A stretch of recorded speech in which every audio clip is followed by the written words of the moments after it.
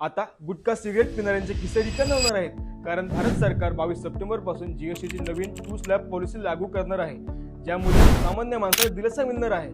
तर चला बघूया कोणत्या गोष्टींवर जीएसटी कमी करण्यात आले आणि कोणत्या गोष्टींवर जीएसटी वाढवण्यात आले. सर्वात मोठा बदल म्हणजे कार स्वस्त होणार आहेत. छोट्या कार्सवर पूर्वी 28% जीएसटी होती, तीच आता 8% येणार आहे. त्याचबरोबर मोठ्या आणि मिड साईजच्या कार्सवर पूर्वी जी 43 ते 50% जीएसटी होती, तीच आता 40% येणार आहे. लाईफ इन्शुरन्स आणि मेडिकल इन्शुरन्सवर जीएसटी 18 ते 0% असणार आहे. त्याचबरोबर लाईफ सेव्हिंग ड्रग्सवर जीएसटी 0% असणार आहे, जी पूर्वी 12% होती. आणि बाकी औषधांवर सुद्धा जीएसटी बऱ्याच प्रमाणामध्ये कमी करणार आहे. सामान्य माणसाला रोज लागणाऱ्या गोष्टी जसे की तेल, घी, बटर यांच्यावरची जीएसटी 12% वरून 5% येणार आहे. त्याचबरोबर हेअर ऑइल, शॅम्पू, टूथपेस्ट यांच्यावरची जीएसटी सुद्धा 18% वरून 5% येणार आहे.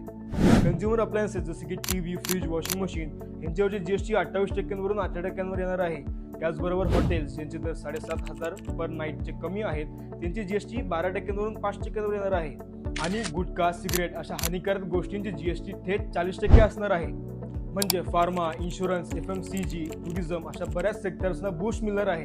आणि महत्त्वाची गोष्ट म्हणजे आपले पैसे वाचणार आहेत. तर व्हिडिओ आवडली असेल तर लाईक, शेअर आणि कमेंट करा आणि अशाच व्हिडिओ पाहण्यासाठी फॉलो करा.